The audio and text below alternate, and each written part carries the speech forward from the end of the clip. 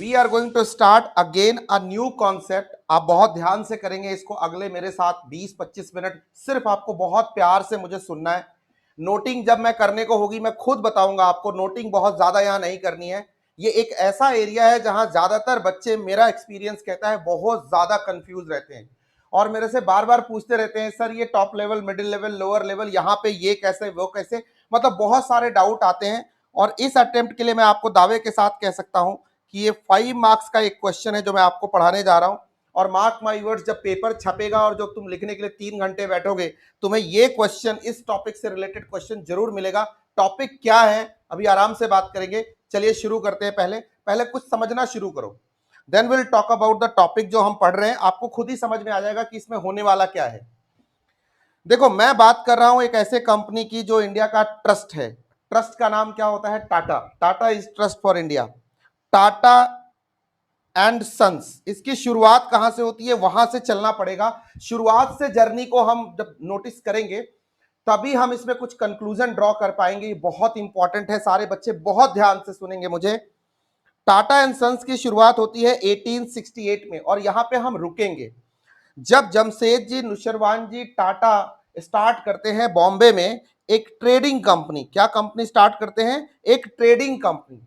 तो अगर मैं आपसे अभी ये पूछूं, सारे बच्चे ध्यान से जवाब देंगे कि 1868 में टाटा एंड सन्स की औकात क्या थी। आज आप टाटा को कैसे जानते हो? आज टाटा को आप यूं जानते हो कि टाटा के 100 प्लस कंपनियां हैं टाटा ग्रुप के अंदर। किसके अंदर? Tata group, Tata and sons के अंदर, जिसके सीएमडी नटराजन चंद्रशेखर हैं और जिसके अंदर आज बहुत बड़ा पोस्ट होल्ड करते हैं कौन? अपने रतन टाटा। ठीक है, इनके अंडर में 100 प्लस कंपनियां काम कर रही हैं। Of course there are share holder, stake holder, investors, बाकी सब बातें अपनी जगह पे हैं। ठीक है, multiple stake holders are there. But अगर 1868 की बात करूं तो 1868 में जमशेदजी नुशरवान जी टाटा के अंडर कंट्रोल सिर्फ एक कंपनी थी जिसका नाम था टाटा ट्रेडिंग कंपनी। और ट्रेडिंग के धंधे से उन्होंने काम शुरुआत किया था, ये वाले अंकल जी ने। अब सोचो, जब ये वाले अंकल जी ने बिजनेस शुरू किया होगा तो इनके पास क्या था? इनके पास एक ऑर्गेनाइजेशन थी, एकदम इसी को डिस्कस कर रहे हैं हम, जिसका नाम था Tata trading company, TTC. Can we talk it like TTC? TTC was there in Mumbai. Okay, और इसका सीईओ कौन होगा? इसका टॉप कौन होगा? इसका टॉप मैनेजमेंट कौन होगा? Jamshed ji Nusserwan ji Tata, he was the top management of this organisation. इस बिजनेस को अच्छे से मैनेज करने के लिए वो क्या करते होंगे? ऑफ कोर्स यहां पे एक हायरार्की होगी, इस ऑर्गेनाइजेशन के अंदर हायरार्की होगी। एक सिंगल बिजनेस है, मैं बोल सकता हूं एक सिंगल बिजनेस है।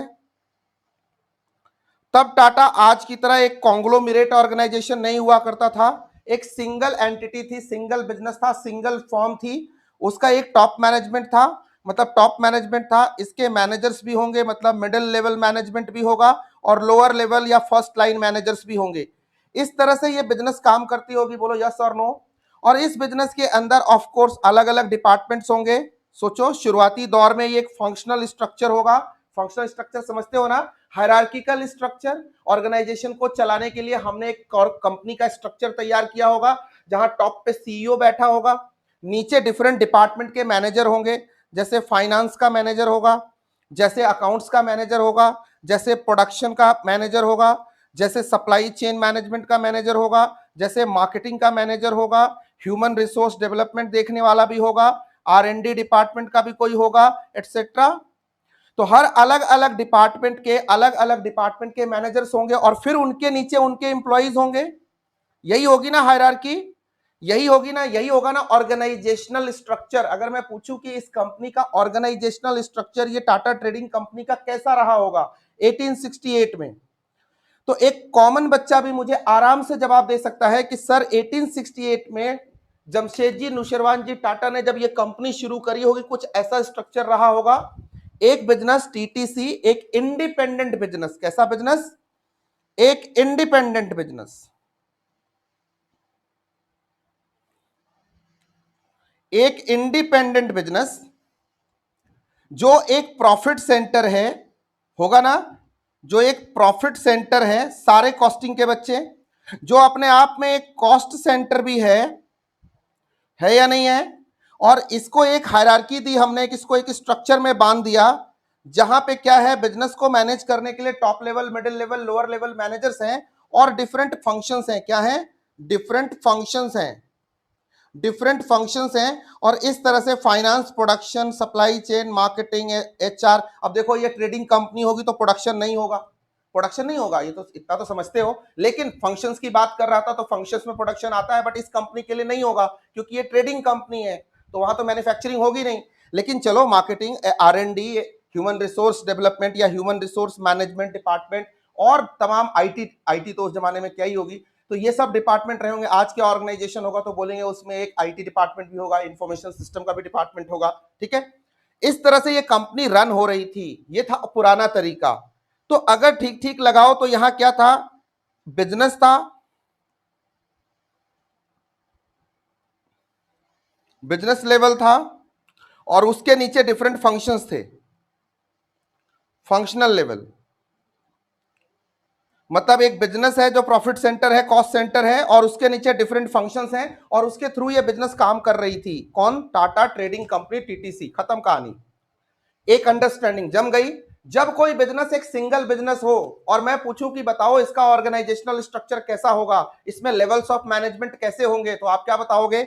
सर यही वाला diagram, board of directors, chief executive, managing director, जो भी बोलना चाहते हो, टॉप पे होंगे, उसके बाद उसका मिडिल लेवल होगा, लोअर लेवल होगा। ये तो पहली क्लास में कर चुके हैं हम अपन। लेकिन प्रॉब्लम अब शुरू होती है, ध्यान से सुनना। तो ये बात तो आप समझ गए ना। अगर एक सिंगल बिजनेस के केस में पूछूं कि टॉप मैनेजमेंट कौन है, तो आप तुरंत डिफाइन कर दोगे ये है।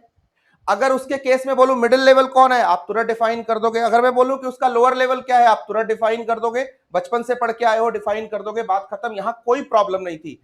आगे सुनो।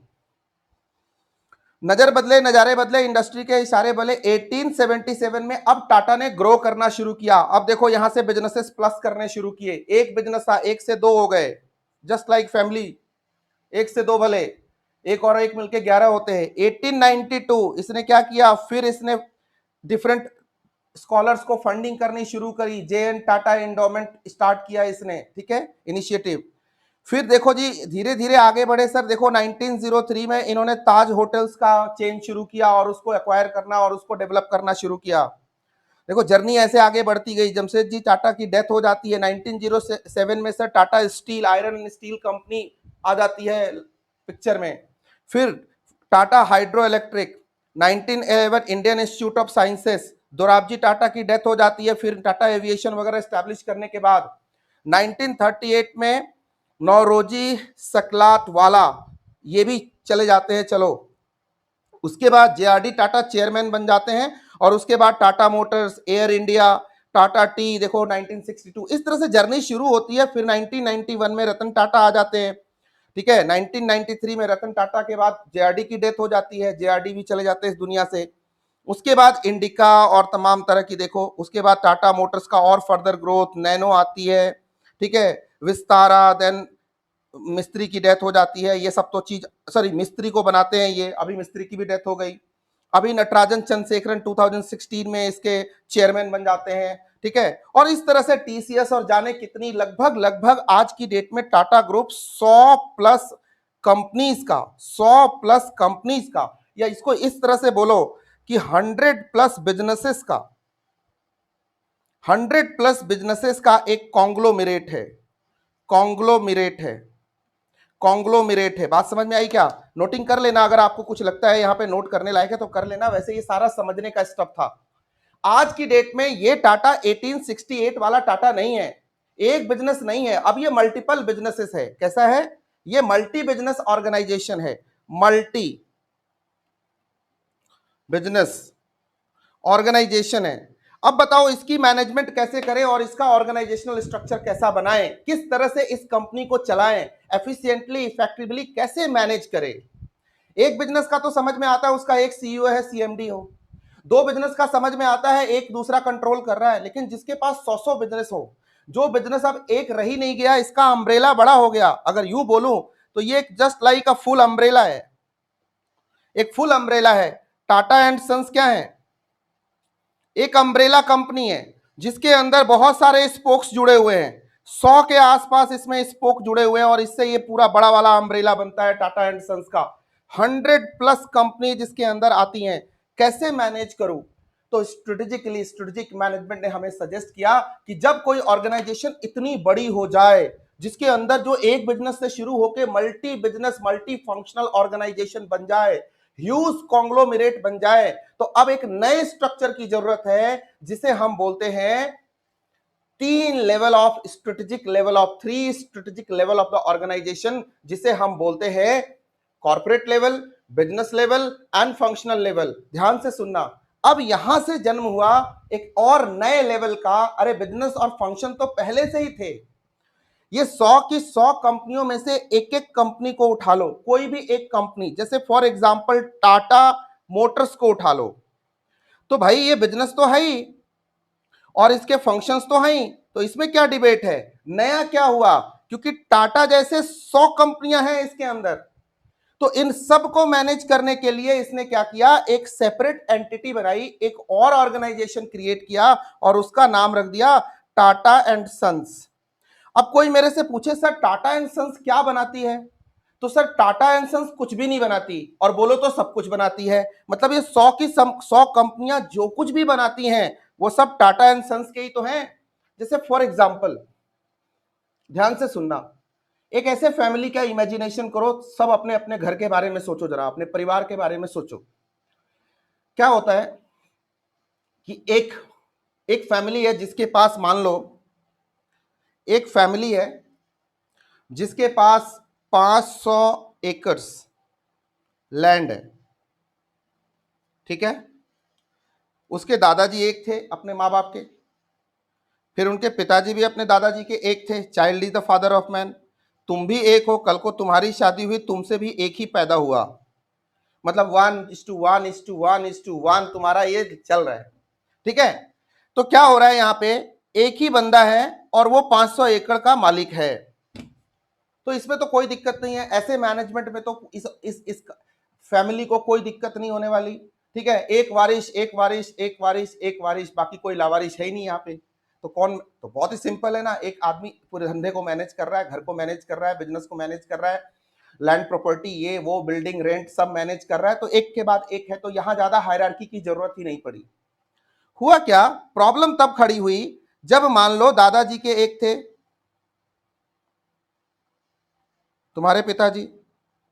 तुम्हारे पिताजी ने थोड़ा ज्यादा पेन ले लिया, सॉरी अब अपने पिताजी को मत पूछने लग जाना, और इनके हो गए 5 बच्चे। ये लो जी, 5 बेटे बेटियां मिला के 5 हो गए। आजकल सुप्रीम कोर्ट के हिसाब से सबको इक्वल राइट है। अब 500 एकड़, ठीक है। पहले कैसा होता था? दादाजी देखते थे, फिर पिताजी देखते थे, फिर अकेला जो था इकलौता वो देखता था। अभी क्या हो गया? अभी दादाजी देखते थे, वहां तक तो ठीक था, उन्होंने पिताजी को सारा ट्रांसफर कर दिया, अब इनके पास ये 5 हो गए। तो अगर कायदे से देखूं तो ये सारा बिजनेस अगर बंटवारा हो जाए तो 100-100 पड़ेंगे सबके।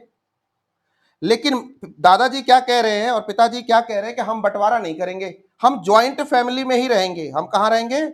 ज्वाइंट फैमिली में। मैं परिवार टूटने नहीं दूंगा। दादाजी खड़े हो गए डंडा लेके, मुझ पे ताव देके, आज परिवार नहीं टूट सकता, परिवार एक रहेगा अपना, हम एक ही छत के नीचे रहेंगे। सुना है ना डायलॉग, है ना? बोलो। परंपरा है, प्रतिष्ठा है, अनुशासन है। रघुवंशम क्या था? कौन सी मूवी थी जो आती रहती है आजकल सोनी मैक्स पे, सेट मैक्स पे, पता नहीं किस पे आती रहती है। वही मूवी समझ लो, अमिताभ बच्चन वाली। इन्होंने बोला भाई फैमिली एक रहेगी, एक ही अम्ब्रेला रहेगी, हम एक ही के अंडर में रहेंगे और कोई इधर उधर कहीं नहीं जाएगा, सब 500 एकड़ हम मिलके करेंगे। बस रिस्पॉन्सिबिलिटी बांट देता हूं, 100 एकड़ चिंटू देखेगा, पिंटू देखेगा, पिंकू देखेगा, राजू देखेगा, टिट्टू देखेगा, बिट्टू देखेगा, सबको काम बांट दिया। अब बताओ पिताजी क्या करेंगे? अब डैडी क्या करेंगे तुम्हारे? वो क्या करेंगे? इन सब को मैनेज करेंगे, इन सब से रिपोर्ट लेंगे। हाँ भाई तेरे 100 एकड़ पे क्या हो रहा है, हाँ भाई तेरे 100 एकड़ पे क्या हो रहा है, हाँ भाई किधर आम हुए, किधर टिंडे हुए, किधर लौकी हुई, किधर धान हुई, किधर गेहूं हुई, किधर बाजरा हुआ, किधर ज्वार हुआ, किधर गन्ना हुआ, किधर मतलब किधर मिट्टी पड़ी है, कौन सा बंजर हो गया, कोई किसी ने कुछ नहीं किया। ये सबको मैनेज करने के लिए अब देखो यहाँ पे जो ये जो हायरार्की बनी, अब क्या था? अब पहले क्या होता था, एक बिजनेस था, उसके फंक्शंस थे, वो काम कर रहे थे। अब एक बिजनेस था, अब उसके कई बिजनेसेस हो गए छोटे छोटे, मैनेजमेंट एक ज्वाइंट फैमिली में ही हो रही है, और फिर ये तो काम तो करना ही है, इसके नीचे फंक्शंस हैं। तो इस टाइप के बिजनेस को, इस टाइप के घर को या फैमिली को मैनेज करने के लिए आपको स्ट्रेटजी की जरूरत पड़ेगी। एक हेड चाहिए होगा, एक हेड ऑर्गेनाइजेशन चाहिए होगा जो इन सबको मैनेज करे, नहीं तो सब बेलगाम हो जाएंगे। कोई 100 बीघे बेच के, 100 एकड़ बेच के खा जाएगा, कोई पी जाएगा। ठीक है, इसी तरह से ऑर्गेनाइजेशंस भी जब बड़ी हो जाती है ना, तो उनके अंदर भी हायरार्किकल स्ट्रक्चर नए तरीके का अरेंज करना पड़ता है, सो दैट कि हम अपने सारे बिजनेस को एक छत के नीचे रख के, एक अम्ब्रेला के अंडर रख के अच्छे से मैनेज कर सके, और इसी से पैदा हुआ strategic level of the organisation. और ये 3 टाइप का आया हमारी लाइफ में, जिसे हमने कहा कॉर्पोरेट लेवल। तो ऐसे समझो कि जो हमारा बिजनेस लेवल, जो हमारा टाटा एंड सन्स था, ये हो गया हमारा कॉर्पोरेट लेवल। इसके नीचे जितने भी उसके स्ट्रेटेजिक बिजनेस यूनिट्स, जिनको मैंने बताया था, जितने भी बिजनेसेस होते हैं, इनको हम स्ट्रेटेजिक बिजनेस यूनिट्स बोलते हैं। क्या बोलते हैं? स्ट्रेटेजिक बिजनेस यूनिट्स बोलते हैं। जैसे फॉर एग्जांपल आप मेरे से पूछोगे सर टाटा मोटर्स क्या है, तो मैं बोलूंगा स्ट्रेटेजिक बिजनेस यूनिट है। आप बोलोगे सर टीसीएस क्या है, मैं बोलूंगा ये स्ट्रेटेजिक यूनिट है। आप बोलोगे टाटा स्टील क्या है, मैं बोलूंगा ये बिजनेस यूनिट है, स्ट्रेटेजिक बिजनेस यूनिट है, एक इंडिपेंडेंट यूनिट है जो अपने आप में एक प्रॉफिट सेंटर है और कॉस्ट सेंटर है। आप बोलोगे वो टाटा ट्रेडिंग कंपनी क्या है, मैं बोलूंगा बिजनेस लेवल है, एक स्ट्रेटेजिक बिजनेस यूनिट है। और ऐसे ऐसे 100+ है टाटा एंड सन्स के अंदर। तो अगर मैं यहां से बात करूं, टाटा एंड सन्स कॉर्पोरेट हो गया। अब ये क्या बनाता है? ये कुछ भी खुद नहीं बनाता, ये सिर्फ मैनेज करता है। क्या करता है? मैनेज करता है। ध्यान से सुनना, मैनेजेज, मैं बात भी कर रहा हूं, लिख भी रहा हूं, द पोर्टफोलियो ऑफ बिजनेसेस। तो सर अभी ये कॉर्पोरेट लेवल क्यों पैदा हुआ? क्योंकि ये स्ट्रेटेजिकली हमें रिक्वायरमेंट हो गई कि 100 बिजनेसेस को, ये से तो अनरूली हो जाएगा ना, एनार्की फैल जाएगी, जो मर्जी जो हो रहा है, एक मालिक सबको मैनेज ही नहीं कर पा रहा, एक सीएमडी 100 कंपनियां देख नहीं सकता, हर सेक्टर का एक्सपर्ट वो खुद है नहीं। मोटर्स भी संभाले, पेट्रोलियम भी संभाले, पेट्रोकेमिकल भी संभाले, रिटेल भी संभाले, क्रोमा भी संभाले, इलेक्ट्रॉनिक्स भी संभाले, उधर ज्वेलरी की दुकान भी संभाले, क्या क्या संभाले। तो उसने बोला भाई संभालूंगा नहीं, मैं मैनेज करूंगा। मैं हर कंपनी को ना, हर बिजनेस को एक स्ट्रेटेजिक बिजनेस यूनिट में कन्वर्ट कर दूंगा। इसको ना मैं ऑटोनॉमी दे दूंगा। क्या दे दूंगा? ध्यान से सुनना, लिख रहा हूं, ये ऑटोनॉमस यूनिट होगा। ऑटोनॉमस यूनिट होगा, एकदम पूरा कैरेक्टर एक्सप्लेन कर रहा हूं। इसका एक हेड होगा, ये हेड इंडिपेंडेंट होगा, अपने बिजनेस के बारे में खुद डिसीजन ले सकता है। ये एक प्रॉफिट सेंटर होगा, ये एक कॉस्ट सेंटर होगा। इसको अपने प्रॉफिट और कॉस्ट दोनों की जिम्मेदारी लेनी पड़ेगी। इसके अपने प्रोडक्ट्स होंगे, ध्यान से सुनना, एंड सर्विसेज होंगे। एंड ध्यान से सुनना, एक टाटा मोटर्स हो, टीसीएस हो, टाटा स्टील हो, या 100+ में जो भी कंपनियां आती हैं, इन सबको अपनी स्ट्रैटेजी बनानी पड़ेगी। इसकी अपनी, ऑटोनॉमस का मतलब क्या है? अपनी स्ट्रैटेजी होगी, ओन स्ट्रैटेजी होगी। और एक बात बताओ, जब कोई कंपनी टाटा मोटर्स है और वो अपने प्रोडक्ट हैं, अपने सर्विसेज है, उसके अपने कॉम्पिटिटर्स भी होंगे, तो उसकी अपनी स्ट्रैटेजी क्या होगी? उसकी अपनी स्ट्रैटेजी क्या होगी? सर इसी स्ट्रैटेजी को हाउ टू कम्पीट की स्ट्रैटेजी बोलते हैं। भाई टाटा स्टील को अपने राइवल से, मित्तल स्टील और राठी स्टील और फला स्टील से कंपीट करना पड़ेगा। टाटा मोटर्स को हुंडई, होंडा, टोयोटा से कंपीट करना पड़ेगा। तो जब अपने प्रोडक्ट एंड सर्विसेज होंगे और अपनी स्ट्रैटेजी होगी, तो वो किस चीज के लिए होगी? How to compete, how to compete की स्ट्रैटेजी होगी। ये पूरा नोटिंग करने का मौका दूंगा। अभी देखो, हाउ टू कंपीट की स्ट्रैटेजी होगी, इसी को हम बोलते हैं कॉम्पिटिटिव स्ट्रैटेजी होगी। कॉम्पिटिटिव स्ट्रैटेजी होगी। हर एक बिजनेस जब इंडिपेंडेंट है, और जहां मैंने कह दिया, टाटा एंड सन्स ने कह दिया, हर सवारी अपने सामान की खुद जिम्मेदार है, तो इसका मतलब वो कहना चाहता है अपने प्रोडक्ट एंड सर्विसेज से खुद से संभालो। मतलब value creation and competitive advantage and core competency building. ध्यान से सुनना, अपने resources, capability, core competency build करते हुए वैल्यू क्रिएट करके ऑप्टिमाइज करना, मैक्सिमाइज करना वैल्यू को अपने ऑर्गेनाइजेशन के लिए किसकी जिम्मेदारी? भाई टीसीएस, भाई टाटा स्टील, भाई टाटा इंडिकॉम, भाई टाटा मोटर्स, ये सब तुम लोगों की है। खुद से संभालो। इंडियन इंस्टीट्यूट ऑफ साइंसेस, जो मर्जी बिजनेस कर रहे हो, मुझे कोई फर्क नहीं पड़ता। क्रोमा संभालो, नक्षत्र संभालो। तुम्हें ऑटोनॉमी दी है, तुम्हें एक इंडिपेंडेंट हेड दिया है, तुम्हारे को एक एक्सपर्ट सीईओ दिया है, तुम्हारी अपनी बिजनेस की हायरार्की बना के दी है, तुम्हारे अपने कॉम्पिटिटिव स्ट्रैटेजी है, कैसे कंपीट करना है तुम समझो, तुम्हारे अपने राइवल्स हैं, you have your own set of competitors, so you need to prepare competitive strategy for them, and you need to create value, you need to gain competitive advantage, you need to build resources and capabilities and core competencies. This is your responsibility, your strategy. Sir इसको क्या बोलेंगे? इसी को हम बोल देंगे business level strategy, जिसे आप शॉर्ट में बोल सकते हैं एसबीयू की स्ट्रैटेजी। एक स्ट्रैटेजिक बिजनेस यूनिट की strategy is called business level strategy. तो हर एक बिजनेस की स्ट्रैटेजी की बात यहां पे हम करते हैं। अब ध्यान से सुनो, अब हुआ क्या? टाटा मोटर्स ने इन सबको इंडिपेंडेंट कर दिया। 100 कंपनियां थी, सबको अलग अलग कह दिया, जाओ जा सिमरन जी ले अपनी जिंदगी, सब जीना शुरू हो गए। लेकिन बेलगाम नहीं छोड़ा है। इसने बोला तुम काम करो, अच्छा काम करो, खूब ग्रोथ करो, खूब प्रॉफिट कमाओ, लेकिन तुम्हें ओवरऑल मैनेजमेंट की जरूरत होगी, तुम्हें छतरी की जरूरत होगी, वो छतरी मैं बनूंगा। Tata and sons, Tata and sons कहता है, ध्यान से सुनो, कॉर्पोरेट लेवल कहता है कि यहां भी एक टीम बैठी है जो टॉप लेवल कहलाएगी। ध्यान से सुनना, ये टॉप लेवल वो वाला टॉप लेवल नहीं है जो तुम सोच रहे हो एक बिजनेस के अंदर। यहां एक टीम बैठी है कॉर्पोरेट लेवल पे जो टॉप लेवल कहलाएगी, जहां ऑफ कोर्स सीएमडी होंगे, यहां भी बोर्ड ऑफ डायरेक्टर्स होंगे, यहां भी सीएफओ होगा, लेकिन वो किसका सीएफओ होगा? वो कॉर्पोरेट लेवल का सीएफओ होगा, वो टाटा एंड सन्स का होगा, जो ओवरऑल सारे बिजनेसेस पे नजर रखेगा। यहां भी एक टीम बैठी है, यहां भी कॉर्पोरेट लेवल पे भी एक टीम बैठी है, टाटा सन्स की टीम है, जो बनाती तो कुछ नहीं है खुद, लेकिन सब इसके बच्चे ही बना रहे हैं ना बैठ के। ये सारे 100 कंपनियां इसी के तो बच्चे हैं, इनको मैनेज कर रही है वो। इसलिए मैंने वर्ड क्या यूज किया, ये बहुत बड़ा कंफ्यूजन था जो दूर कर रहा हूं। बहुत बच्चे कंफ्यूज, सर टॉप लेवल तो ये वाला टॉप लेवल नहीं हो गया, टॉप लेवल तो ये वाला टॉप लेवल नहीं हो गया। ध्यान से सुनना, ये बहुत बच्चे कंफ्यूज रहते हैं, मैं बता रहा हूं। ये वाला टॉप लेवल नहीं हो गया, नहीं भाई, ये तो किसी भी स्ट्रेटेजिक बिजनेस यूनिट में ये लेवल हायरार्की होती है, नहीं तो वो काम कैसे करेगा? टाटा मोटर्स में भी होगी, टीसीएस में भी होगी, टेल्को में भी होगा, टिस्को में भी होगा, Tata and son, sorry TCS में भी होगा, और टाटा की एडुकॉम्प में भी होगा। जितनी टाटा की कंपनियां हैं सब में ये वाली हायरार्की होगी, क्योंकि उसका तो ये तो लेवल ऑफ मैनेजमेंट है ना, ये तो लेवल ऑफ मैनेजमेंट है। और ये क्या है? तो फिर ये क्या है सर, क्यों कंफ्यूज करो? वो लेवल ऑफ सिर्फ मैनेजमेंट था, ये level of strategic level of organisation है। ऑर्गेनाइजेशन को स्ट्रेटेजिकली मैनेज करने के लिए मॉडर्न टाइम्स में यह हायरार्की बनी। ठीक है, यहां डिफरेंस है। अगर मैं बात करूंगा बिजनेस लेवल की, तो हर एक बिजनेस के अंदर ये वाली हायरार्की होगी, यस होगी। तो आप ये कहना चाहते हो कि ऐसी 100 हायरार्कीज मिल करके कॉर्पोरेट लेवल बनता है क्या?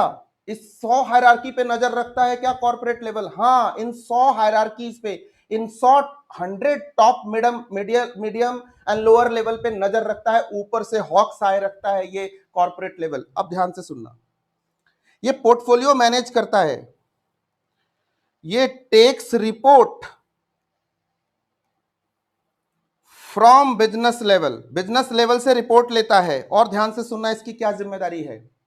ये रिसोर्सेस एलोकेट करता है, रिसोर्सेस एलोकेशन करता है, और कॉर्पोरेट लेवल स्ट्रैटेजी बनाता है। इसकी जिम्मेदारी क्या है? नीचे वाले सारे बिजनेसेस से, ये टाटा मोटर्स से टीसीएस तक, इन सबसे रिपोर्ट लेना, इन सबके प्रॉफिट पे नजर रखना, इन सबके बिजनेसेस पे, इनकी हायरार्की पे, इनके ये लेवल्स पे सब ठीक से काम कर रहे हैं कि नहीं, ओवरऑल कॉर्पोरेट विजन के अंदर काम कर रहे हैं कि नहीं। भाई टाटा एंड सन्स का अपना विजन होना चाहिए या नहीं होना चाहिए? सर कॉर्पोरेट विजन होना चाहिए, इसी विजन के अंदर ये सारी कंपनियां काम करेगी, कॉमन विजन होगा, हर किसी को नंबर 1 बनना, हर किसी को अल्टीमेटली टाटा एंड सन्स का नाम रोशन करना है। जैसे रिलायंस की सारी कंपनियों को अल्टीमेटली रिलायंस इंडस्ट्रीज लिमिटेड का नाम रोशन करना है। समझ में आ रही है बात? ये करना है। अब देखो ध्यान से, तो रिसोर्सेज का एलोकेशन कौन करेगा? कॉर्पोरेट लेवल करेगा। जब जिस बिजनेस में जहां पैसे की रिक्वायरमेंट होगी, जहां रिसोर्सेज की रिक्वायरमेंट होगी, उसके लिए ये कभी भी पीछे नहीं हटेगा, क्योंकि ये पेरेंट कंपनी है ना, ये पेरेंट लेवल है ना, अम्ब्रेला का हेड है ना, घर का मुखिया है ना, ये मालिक है ना घर का ओवरऑल, जो सारे बच्चों को, पांचों बच्चों को कह रहा है अच्छे से काम करो, गाइड भी कर रहा है, रिपोर्ट भी ले रहा है, रिसोर्सेस भी दे रहा है, सब कुछ दे रहा है और वेल मैनेज कर रहा है। तो इसकी जिम्मेदारी है पोर्टफोलियो मैनेज करना, रिपोर्ट लेना बिजनेस लेवल से, रिसोर्सेस का एलोकेशन करना, and most importantly corporate level strategy बनाना, जिसका पहला पहला पहला पहला स्टेप है, स्टेपिंग स्टोन है, विजन सेट करना। क्या सेट करना? विजन सेट करना। ये विजन सेट करता है कॉर्पोरेट का, टाटा एंड सन्स का, जिस विजन के अंदर everybody, every organisation of Tata and sons से 100+ are bound to follow this vision of corporate level. इसी के अंडर वो अपना mission, goal and objective set करने वाले हैं। ठीक है, डन। नाउ अब सर ये कॉर्पोरेट स्ट्रेटजी क्या होती है? सर ये ग्रोथ स्ट्रैटेजी होती है, ग्रोथ स्ट्रैटेजी होती है। अब बोलोगे सर ये ग्रोथ स्ट्रेटजी से आप क्या मीनिंग लगाना चाहते हो? टाटा एंड सन्स क्या चाहेगा कि सब भला हो हमारी ऑर्गेनाइजेशन का, हमारी 100 कंपनियां हैं, कल को 101 हो जाए, 102 हो जाए, 103 हो जाए, है, और जो कंपनी अच्छा प्रॉफिट नहीं कमा रही है उसको हम बेच दें, कोई नया जगह पे एक्विजिशन कर लें, मर्जर कर लें, अपने बिजनेस को जोरदार बढ़ाएं, यही चाहेगी ना टाटा एंड सन्स? बोलो यस और नो। इसीलिए मैंने बोला कि कॉर्पोरेट स्ट्रेटजी सिंपल होती है, ग्रोथ की स्ट्रैटेजी होती है। ग्रोथ की स्ट्रैटेजी मतलब, ध्यान से सुनना, working on the growth design of the firm, of the corporate. और ये कॉर्पोरेट कंपनी लॉ वाला कॉर्पोरेट नहीं है, ये कॉर्पोरेट का मतलब है वो umbrella company Tata and sons, उसका ना एक ग्रोथ डिजाइन है, ग्रोथ डिजाइन है। और ग्रोथ डिजाइन का मतलब 4 चीजें होती हैं, ये और ध्यान से नोट करना। ग्रोथ डिजाइन का मतलब 4 चीजें होती हैं, जिसे मैं शॉर्ट में बोलता हूं DEPT। D for direction, E for extent, P for pace and T for timing. मतलब क्या हुआ सर?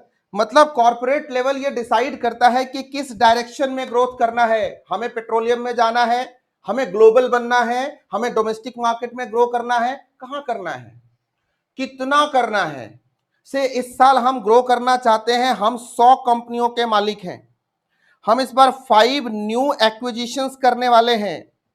पेस क्या होगा सर? इन्वायरमेंट पे डिपेंड करेगा। अगर इंडस्ट्री ग्रो कर रही है तो हमारी पेस ज्यादा होगी, इंडस्ट्री सैचुरेट हो रही है, डाउन टाइम चल रहा है, रिसेशन का टाइम चल रहा है, तो पेस कम होगी।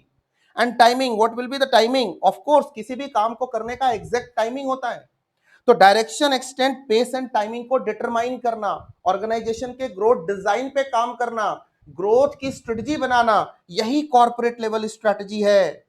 और ओवरऑल इनको पोर्टफोलियोज को मैनेज करने के लिए जो भी रिक्वायरमेंट है, जो भी प्लानिंग करनी है वो करना, this is called corporate level strategy.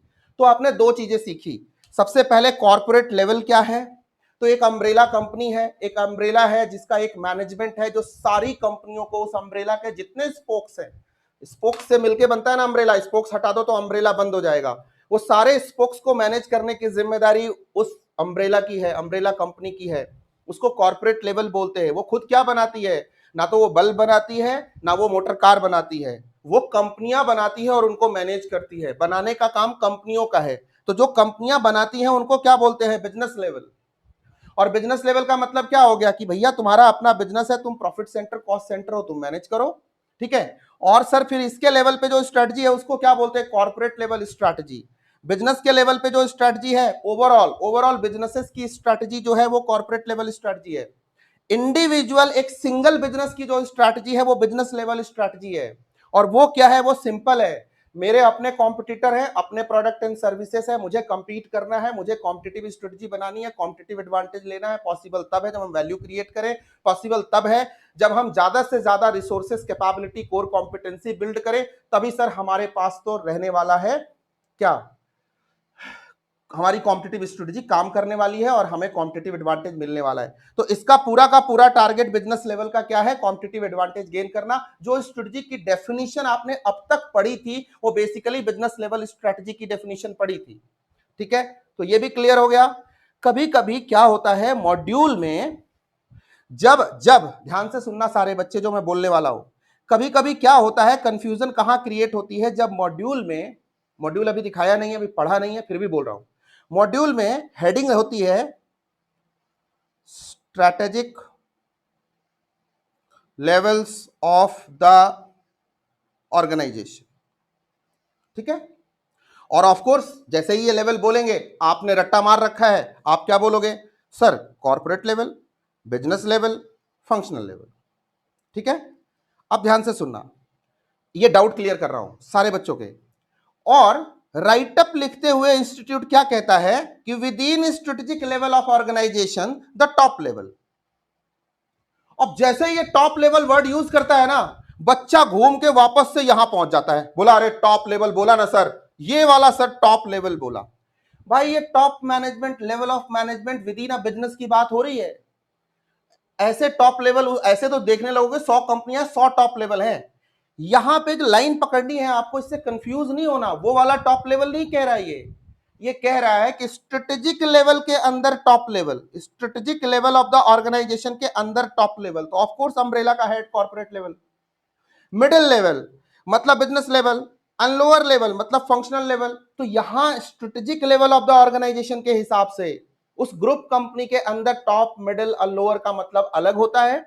ठीक है, उसका मतलब कॉर्पोरेट, बिजनेस एंड फंक्शनल होता है। लेकिन अगर मैं बोलूं, यही सेंटेंस चेंज कर दूं, यही देखना ध्यान से सुनना, यही मैं सेंटेंस चेंज कर दूं, मैं आपको चेंज करके दिखा रहा हूं। मैं बोल दूं टाटा मोटर्स के बारे में बात कर रहा हूं, तो मैं स्ट्रेटेजिक लेवल के बारे में तो बात कर ही नहीं रहा, सिर्फ टाटा लेवल, टाटा मोटर्स के बारे में बात कर रहा हूं। मतलब एक स्ट्रेटेजिक बिजनेस यूनिट या एक सिंगल बिजनेस लेवल की बात कर रहा हूं, एक सिंगल बिजनेस की बात कर रहा हूं। और यहां मैं वर्ड यूज करता हूं लेवल्स ऑफ मैनेजमेंट। तो यहां अगर टॉप लेवल, मिडिल लेवल और लोअर लेवल बोलूंगा, इसका मतलब ऑफ कोर्स यही होता है जो आप जानते हो, ये होता है। अब समझ गए आप डिफरेंस? समझ गए आप दोनों शब्दों का अंतर? समझ गए? यहां सिर्फ एक कंपनी और उसके अंदर लेवल की बात हो रही है, तो वर्ड क्या यूज होगा? लेवल्स ऑफ मैनेजमेंट, उस बिजनेस को मैनेज करने के लिए। और यहां पे बात हो रही है स्ट्रेटेजिक लेवल ऑफ ऑर्गेनाइजेशंस। बहुत सारे ऑर्गेनाइजेशन है, मतलब ग्रुप की बात हो रही है, Tata and sons, Reliance industries limited, ITC limited etcetera. और उसके अंदर लेवल की बात हो रही है, तो वहां टॉप लेवल का मतलब कॉर्पोरेट लेवल होगा, मिडिल लेवल का मतलब बिजनेस लेवल होगा। बोलने में, लिखने में वो लिख देते हैं, आपको ये मीनिंग समझनी खुद से पड़ेगी। आप यहां डिबेट, बहस नहीं करोगे। अरे बहुत बहस नहीं सर, टॉप लेवल लिखा है सर, आप देखो सर, टॉप लेवल का मतलब तो वही होता है ना सर, टॉप मैनेजमेंट। ओ भाई साहब, ये आप स्ट्रेटेजिक मैनेजमेंट पढ़ रहे हो, जनरल मैनेजमेंट या प्रिंसिपल्स ऑफ मैनेजमेंट नहीं पढ़ रहे हो। यहाँ एक बिजनेस नहीं, 100 बिजनेसेस की बात हो रही है। तुम्हें 100 बिजनेस संभालने के लिए दे दूं, अकेले संभाल लोगे? नहीं, तो तुम भी टॉप, मिडिल, लोअर बनाओगे, तो उसको स्ट्रेटेजिक मैनेजमेंट के अंदर corporate, business and functional level बोलेंगे, कॉन्ग्लोमेरेटिक स्ट्रक्चर के अंदर। ये बात ध्यान रखनी है। अब आ जाते हैं सर फंक्शनल लेवल के अंदर। अब तो सर सिंपल हो गया ना, जैसे बताया था जब टाटा ने अपना बिजनेस शुरू किया, टीटीसी कंपनी थी, तो टीटीसी 1868 में अपने फंक्शंस को मैनेज करती थी। तो फंक्शनल लेवल का तो मतलब आपको क्लियर ही है कि लोअर लेवल, जहां सारे ऑपरेटिंग प्लान्स, बिजनेस की स्ट्रेटेजी जहां इंप्लीमेंट होगी। तो इसका मतलब यहां पे क्या होगा? ऑपरेटिंग प्लान्स लिख रहा हूं, ऑपरेटिंग प्लान्स आपको बहुत पहले बताया था, strategies are implemented at lower level through operating plans. तो ये लोअर लेवल हमेशा फंक्शनल लेवल होगा। अकाउंटिंग का अकाउंटिंग वाला देखेगा, प्रोडक्शन का प्रोडक्शन वाला देखेगा, मार्केटिंग का मार्केटिंग वाला देखेगा। Operating plans are executed. दूसरा, यहां पे जो स्ट्रैटेजी होती है, यहां भी स्ट्रैटेजी होती है जिसे हम बोलते हैं फंक्शनल लेवल स्ट्रैटेजी। अब आप बोलोगे सर कॉर्पोरेट लेवल और बिजनेस लेवल स्ट्रेटजी तो हो गई, स्ट्रेटजी बनाने की जिम्मेदारी तो टॉप लेवल की होती है। बिल्कुल सही। तो सर यहां स्ट्रेटजी की जरूरत क्यों पड़ेगी? तो बहुत सिंपल सा जवाब है, जब मैं ऑपरेटिंग प्लान्स को एग्जीक्यूट करूंगा तो कभी कभी मैं फंस जाता हूं काम करने में लोअर लेवल पे। तो यहां पे मुझे ना लॉन्ग टर्म नहीं, यहां पे मुझे शॉर्ट टर्म इंट्रोड्यूस कर रहा हूं, शॉर्ट टर्म स्ट्रैटेजी की जरूरत पड़ेगी, जिसे हम टैक्टिक्स भी बोलते हैं। क्या बोलते हैं? स्ट्रैटेजी नहीं, टैक्टिक्स बोलते हैं। There is a difference between strategy and tactics. Sir strategy long term nature की ही होती है, लेकिन सिर्फ एक स्ट्रैटेजी जो फंक्शनल लेवल पे बोले तो मार्केटिंग, सेल्स, एडवर्टीजमेंट, प्रोडक्शन, ठीक है, supply chain, customer relationship management, इन सब जगहों पे जो स्ट्रैटेजी ऑन द ग्राउंड लगाई जाती है, इमीडिएट स्ट्रैटेजी, इसको मैं वर्ड दे रहा हूं, इमीडिएट। अब क्या है, किसी चीज का सॉल्यूशन नहीं सूझ रहा है तो आपको एक इमीडिएट स्ट्रैटेजी चाहिए। इस स्ट्रैटेजी को हम टैक्टिक्स बोलते हैं। फंक्शनल लेवल पे जो स्ट्रैटेजी होती है वो टैक्टिकल नेचर की होती है। दो एग्जांपल से समझाता हूं, बहुत प्यार से समझना, बहुत ही सिंपल सी बात है, ठीक है। ध्यान से सुनो, ध्यान से सुनो। आप कोई भी प्लांट है, आपके पास ना एक फैक्ट्री है, इस फैक्ट्री में आप 5000 यूनिट्स प्रोड्यूस करते हो पर मंथ। ऑफ कोर्स इसके लिए रॉ मटेरियल की जरूरत होती है, तो आपके पास एक डिपार्टमेंट होता है जिसे आप बोलते हो इन्वेंट्री कंट्रोल। ध्यान से सुनना, इन्वेंट्री कंट्रोल, इन्वेंट्री कंट्रोल, ध्यान से सुनना। ये क्या कहता है? Different level of inventory set करता है ना, मिनिमम लेवल, मैक्सिमम लेवल। सोचो जरा, याद करो, costing, danger level, emergency stock, economic order quantity और री ऑर्डर लेवल 2AO अपन CS का स्क्वायर रूट। बोलो यस और नो। ये सब आप सेट करते हो ना, ये क्यों सेट करते हो, ये क्या जरूरत है? क्योंकि आपको पता है आपको एक स्ट्रैटेजी मिली है, बिजनेस को सक्सेसफुल बनाना है, बहुत माल बनाना है, बेचना है और 50% ग्रोथ करनी है इस साल। तो इस गोल्स एंड ऑब्जेक्टिव पे काम करते हुए आपको प्रोडक्शन भी करना है, सेल्स भी करनी है। तो आप प्रोडक्शन की बात कर रहे हो, एक डिपार्टमेंट की बात कर रहे हो, तो 5000 यूनिट हर दिन बनाना जरूरी है। अब ध्यान से सुनो, अब कैसे बनेगा? हो सकता है कभी हमने लेवल सेट किया और हमारा लेवल फेल हो गया। अगर हम ये लेवल ऑफ स्टॉक्स नहीं मेंटेन करेंगे तो फिर क्या होगा? शॉर्टेज ऑफ रॉ मटेरियल हो जाएगी, तो हमारे 5000 यूनिट तो प्रोड्यूस नहीं हो पाएंगे, 3000 यूनिट प्रोड्यूस होंगे। अब बताओ, कोई कंपनी अगर 3000 यूनिट प्रोड्यूस कर रही है और उसकी स्ट्रेटेजिक रिक्वायरमेंट है कम से कम 5000 यूनिट बनाना, उसका ऑपरेटिंग प्लान, उसका प्रोडक्शन प्लान कहता है 5000 यूनिट पर मंथ तो बेटा बनाना ही बनाना है, नहीं तो तेरी क्लास लगा दूंगा। अब ये कह रहा है जी गुरुजी कोशिश तो बहुत की लेकिन हमारा ना इन्वेंट्री कंट्रोल फेल हो गया। तो बताओ, इसके पास कोई इमीडिएट स्ट्रेटजी थी? इसके पास अपना स्टॉक मेंटेन करने की लोअर लेवल पे कोई शॉर्ट टर्म स्ट्रेटजी थी? नहीं थी। तो सर इसमें स्ट्रेटजी का हिस्सा क्या है? सबसे बढ़िया हिस्सा क्या है? इकोनॉमिक ऑर्डर क्वांटिटी सेट करना। तो ये कंपनी क्या करती है? कहती है भाई 5000 यूनिट हमारा री ऑर्डर लेवल है, मतलब जैसे ही हमारा रॉ मटेरियल यहां पहुंचेगा हम तुरंत नेक्स्ट ऑर्डर कर देंगे, सो दैट कि हमारा प्रोडक्शन डिले ना हो, प्रोडक्शन होल्ड पे ना हो। जो हमने टारगेट किया है 5000 यूनिट का, वही मेरा हर महीने प्रोड्यूस होना चाहिए। तो इसके लिए जो इमीडिएट स्ट्रैटेजी है अपने आप में, ताकि उसका ऑपरेटिंग प्लान सक्सेसफुल रहे, और ऑपरेटिंग प्लान सक्सेसफुल रहेगा तभी तो बिजनेस लेवल और कॉर्पोरेट लेवल स्ट्रेटेजी सक्सेसफुल रहेगी। Are you getting my point? अगर नीचे एग्जीक्यूशन ही ठीक से नहीं होगा तो स्ट्रेटजी कहां से कॉम्पिटिटिव एडवांटेज देगी आपको? पेपर पे तो नहीं देगी, क्योंकि इंप्लीमेंटेशन तो लोअर लेवल पे ही होना है। मतलब फंक्शनल लेवल हमारा इंप्लीमेंटेशन का लेवल है। बोलो यस और नो। तो इसके लिए हमें इमीडिएट स्ट्रेटजी की जरूरत पड़ती है। सर यहां पे ध्यान से देखिए, इसे हम टैक्टिक्स बोलते हैं, ठीक है। टैक्टिकल नेचर की होती है, कॉन्टिन्यूअसली मैनेज करते रहते हैं। अब थोड़ा सा ट्विस्ट दे रहा हूं, अब ध्यान से सुनो। अब यहां पे क्या था कि 5000 यूनिट हम प्रोड्यूस करते थे, ये हमारी रिक्वायरमेंट है। धीरे धीरे धीरे धीरे बिजनेस के अंदर इस माउस की रिक्वायरमेंट बढ़ गई, इसका यूनिट डिमांड बढ़ गया, बहुत बढ़ गया। तो जैसे ही डिमांड बढ़ती है तो हम क्या करते हैं, मान लो 10,000 यूनिट अब प्रोडक्शन करना है, 10,000 यूनिट्स, और मान लो हमारा ईओक्यू लेवल आज भी 5000 यूनिट है रॉ मटेरियल का, तो हम ऑर्डर तो करेंगे ऑब्वियसली जब 5000 यूनिट पे आ जाएगा। तब तक तो देर ना हो जाए, कहीं देर ना हो जाए, महफिल सजी है, आजा, प्रोडक्शन के लिए अपना प्लांट वेट कर रहा है। 5000 यूनिट के हिसाब से ये वाला रॉ मटेरियल हमारा तय हुआ था, इकोनॉमिक ऑर्डर क्वांटिटी। अब हमारा प्रोडक्शन क्वांटिटी बढ़ चुका है, तो बोलो हमारा ईओक्यू लेवल या रीऑर्डर लेवल को रिवाइज करने की जरूरत है कि नहीं है? जब हमारा प्रोडक्शन का वॉल्यूम 2x हो गया तो बट ऑब्वियस है कि हमारा ये 5000 यूनिट भी रिवाइज होना चाहिए। अब सच सोचो किसी ने नहीं किया हो तो क्या करेगा? फटाफट जाके इसको रिवाइज करेगा, या कोई इमरजेंसी प्लान बनाएगा जिसके थ्रू वो शॉर्ट टर्म में किसी सप्लायर से तुरंत रॉ मटेरियल मंगाएगा, क्योंकि शॉर्टेज तो होएगी। क्योंकि आपकी प्लानिंग तो 5,000 यूनिट के हिसाब से चल रही थी और प्रोडक्शन अब 10,000 हो रहा है। तो जितनी दोगुनी स्पीड से रॉ मटेरियल की खपत बढ़ जाएगी प्लांट के अंदर, तो तुम्हारा रीऑर्डर लेवल फेल हो जाएगा। तो तुम्हारे पास इसके लिए कोई इमरजेंसी प्लान है क्या? इन्वेंट्री कंट्रोलर के पास कोई इमरजेंसी प्लान है क्या? तुम्हारे पास कोई ऐसा सप्लायर है क्या जो तुम्हारे को ऑन डिमांड जब चाहो फटाफट रॉ मटेरियल सप्लाई कर दे? यस और नो? अगर है तो मैं बोलूंगा टैक्टिकल था।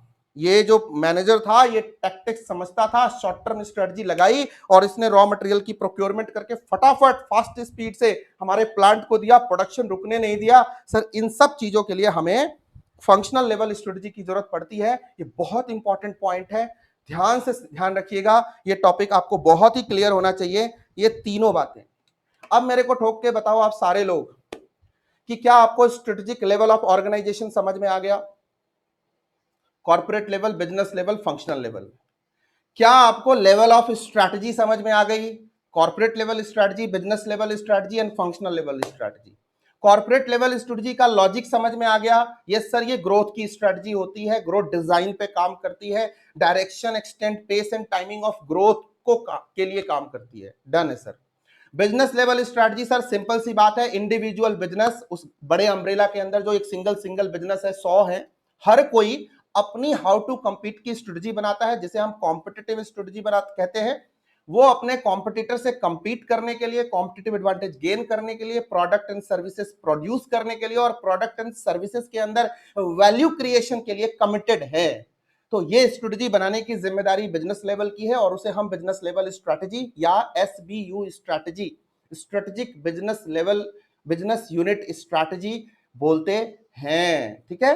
Last but not the functional level sir, इसकी जिम्मेदारी है कॉर्पोरेट लेवल और फंक्शनल और बिजनेस लेवल की जो भी स्ट्रेटजी होगी उसके ऑपरेटिंग प्लान्स को लोअर लेवल पे, बोले तो फंक्शनल लेवल पे एग्जीक्यूट करने की रिस्पॉन्सिबिलिटी फंक्शंस की है। फंक्शंस की जिम्मेदारी है कि सर यहां पे सही से हमारा प्लान, हमारी ऑपरेटिंग प्लान एग्जीक्यूट हो। जो emergency strategy, immediate strategy, short term strategy बनानी होती है इस लेवल पे, ताकि कोई भी बिजनेस, कोई भी, चाहे प्रोडक्शन हो, चाहे मार्केटिंग हो, चाहे एडवर्टीजमेंट हो, चाहे सेल्स हो, चाहे R&D हो, चाहे हमारा सप्लाई चेन हो, चाहे कस्टमर रिलेशनशिप मैनेजमेंट हो, एज पर प्लानिंग एग्जीक्यूट हो। इसके लिए हमें टैक्टिक्स की जरूरत पड़ती है। इसीलिए हम बोलते हैं इस लेवल पे जो स्ट्रैटेजी होती है वो टैक्टिकल नेचर की होती है। क्या इतनी बात आपको समझ में आ गई? ये पूरी समरी हो गई, पूरा टॉपिक खत्म बेटा। इसी से ना आपको डायरेक्ट क्वेश्चन आते हैं और ज्यादा, और यहां पे सॉरी, आपको जब स्ट्रेटेजिक लेवल ऑफ ऑर्गेनाइजेशन बोला जाएगा तो मतलब समझ में आ गया corporate level, business and functional. और गलती से स्ट्रेटेजिक लेवल ऑफ ऑर्गेनाइजेशन में कहीं हिंट में लिखा हो टॉप लेवल तो मतलब corporate level, middle level with reference to strategic level मतलब business level, and functional level with reference to strategic level is lower level. लेकिन अगर लेवल ऑफ मैनेजमेंट लिखा हो तो वहां पे टॉप, मिडिल, लोअर का मतलब लेवल ऑफ मैनेजमेंट होता है। There is a difference between strategic level of the organisations and एक ऑर्गेनाइजेशन के लेवल ऑफ मैनेजमेंट। तो ये दो अलग अलग टर्मिनोलॉजी है, कंफ्यूज नहीं होने का। अब लेवल ऑफ स्ट्रैटेजी अगर वर्ड कहीं यूज किया गया हो तो वो भी क्लियर है कि corporate level strategy, business strategy and functional level strategy, ये भी क्लियर है। Functional level strategy tactical nature की होती है। टैक्टिक्स एंड स्ट्रैटेजी में अंतर है। स्ट्रैटेजी बोले तो हम लॉन्ग टर्म मीनिंग लगाते हैं और टैक्टिक्स बोले तो शॉर्ट टर्म मीनिंग लगाते हैं। और आपको एग्जांपल के साथ पूरा एक्सप्लेन कर दिया। I hope this is crystal clear. Now you are ready to go to the book. अब आपको बुक पूरी समझ में आएगी, line to line and between the line आपको सब समझ में आएगा और फिर क्वेश्चन करेंगे। आइए मॉड्यूल पे चलते। खुल जा सिम सिम किथे गया सी, ABC किथे गया सी? सर मैं इत्थे। बहुत बढ़िया टॉपिक है, एग्जाम में आता है, खूब सारा आता है, इस अटेम्प्ट में भी आएगा। आपको रेडी तैयार रहना है और अच्छे से करके जाना है। ये बढ़िया टॉपिक है। देखो जी, टॉपिक क्या है? Strategic level in the organisations. इसके पहले ना दो चीजें आपको मैं दिखाना चाहता हूं, जरा ध्यान से देखिए। ये वेबसाइट किसकी है देखना, रिलायंस इंडस्ट्रीज लिमिटेड की वेबसाइट है। ध्यान से सुनना, ये रिलायंस जियो नहीं है, ये रिलायंस पेट्रोलियम नहीं है, रिलायंस रिटेल नहीं है, रिलायंस टेलीकम्युनिकेशन नहीं है। जरा इसकी वेबसाइट पे आपको कुछ खास चीज दिखाई दे रही है क्या? यहां कहीं लिखा है क्या कि रिलायंस इंडस्ट्रीज लिमिटेड क्या बनाता है? या आप अडानी एंटरप्राइज के उसके ऊपर जाना, वेबसाइट के ऊपर, और देखना तो अडानी एंटरप्राइजेस क्या बनाता है, आपको कुछ नहीं दिखाई देगा। वहां जो दिखाई देगा वो ये दिखाई देगा, जरा ध्यान से देखना। देखना इसकी वेबसाइट पे क्या लिखा है। Website is the best place you can visit before कोई भी इंटरव्यू देने जाओ। जिस भी कंपनी में कल को चार्टर्ड अकाउंटेंट बनने के बाद इंटरव्यू देने जाओ, आपको एक चीज ध्यान रखनी है, आपको उस ऑर्गेनाइजेशन की वेबसाइट को बहुत अच्छे से स्टडी करके जाना है। ऑफ कोर्स वो कोई कॉन्ग्लोमेरेट हो या सिंगल बिजनेस हो, उसके क्या प्रोडक्ट है, क्या सर्विसेज है, कैसे धंधा करती है, सब समझ के जाना है। यहां देखना क्या वर्ड यूज किया है, यहां वर्ड यूज किया है बिजनेसेस। इसने लिखा नहीं यहां पे प्रोडक्ट्स, यहां तो लिखा सीधा मेरा तो भैया बास्केट जो है ना, मेरी टोकरी में बिजनेस है, क्योंकि मैं रिलायंस इंडस्ट्री लिमिटेड हूं, मैं तो सारी कंपनियों को मैनेज करता हूं। मैं प्रोडक्ट वोडक्ट नहीं जानता, वो तो हमारे बिजनेस वाले संभाल लेते हैं, हम उनको संभालते हैं, हमारे बच्चों को। बच्चे खुद के अपने काम धंधे अपने प्रोडक्ट संभाल लेते हैं, ठीक है। और जरा इसको क्लिक करो, देखो आवर बिजनेसेस में क्या क्या आ गया, बहुत सारा। आर बिजनेसेस में क्या आ गया, एनर्जी आ गई, रिटेल आ गया, पेट्रोकेमिकल्स आ गया, डिजिटल सर्विसेज जियो आ गया, न्यू एनर्जी न्यू मटेरियल आ गया, मीडिया एंड एंटरटेनमेंट विंग आ गया। अब किसी भी एक सेगमेंट को क्लिक करो, मीडिया एंड एंटरटेनमेंट में बहुत बड़ी लिस्ट आएगी। ये देखो न्यूज 18 नेटवर्क, ये सब क्या है, उनके स्ट्रेटेजिक बिजनेस यूनिट्स हैं, ठीक है। ये देखो पूरा टेलीविजन पूरा सेट आ गया, पूरा मामला आ गया। सर देखो, अब बताओ इसमें से मुकेश अंबानी किसको मैनेज करता है, नहीं मैनेज करता इनको, वो इनके इनके बिजनेस को रिपोर्ट लेता है, इनके मालिकों को बिठाया है उसने, बोला बेटा तुमको एंटरटेनमेंट का मालिक बना रहा हूं, सीईओ बना रहा हूं, तू संभाल, मैं तेरे को संभालूंगा, मैं टॉप पे बैठा हूं, मैं तो आईपीएल के मैच भी देखूंगा, मेरे को तो मोबाइल पे सारा डेटा चाहिए, मेरे को तो मेरे आईफोन पे तुरंत एक क्लिक ऑफ बटन से चाहिए, मुझे जो भी इंफॉर्मेशन चाहिए, मैं तो क्विक डिसीजन लूंगा, पोर्टफोलियो मैनेज करूंगा, मेरा बास्केट में बिजनेसेस हैं, तेरे बास्केट में प्रोडक्ट हैं। ये डिफरेंस है कॉर्पोरेट एंड बिजनेस लेवल के बीच का। अब देखो आईटीसी के अंदर चलो, ये भी एक कॉन्ग्लोमेरेट है, देखो इसका वेबसाइट देखो क्या लिखा है, बिजनेसेस एंड ब्रांड्स। इसने कहीं लिखा क्या कि आईटीसी क्या बनाती है, नहीं लिखा, इसने बोला हमारे बिजनेसेस की बात करो हमसे तो, और अगर प्रोडक्ट जानना है तो वो चले जाओ तुम फेबल की वेबसाइट पे, वो चले जाओ तुम बिंगो की वेबसाइट पे, वो चले जाओ तुम ईपी की वेबसाइट पे, बोलो इतने सारे ब्रांड संभाल रहा है ये, तो ये कॉन्ग्लोमेरेट है। और ये लोग profit centre and cost centre हैं। देखो इसके एफएमसीजी है, होटल्स हैं, एग्री बिजनेस है, नहीं पेपर बोर्ड है, आईटी है, पैकेजिंग है, ये सब इसके स्ट्रेटेजिक बिजनेस यूनिट एरियाज है जहां इसकी कंपनियां काम कर रही है मार्केट के अंदर, वो सब बिजनेस लेवल्स हैं। और आईटीसी क्या है, कॉर्पोरेट लेवल है जिसका कोई फुल फॉर्म नहीं है, ये सिंपल है, ITC limited, no more Indian tobacco company, ऐसा कुछ भी नहीं है, इंपीरियल या इंडियन ऐसा कुछ भी नहीं है, ये सिंपली एक आईटीसी लिमिटेड है, बात खत्म, इतनी सी बात थी।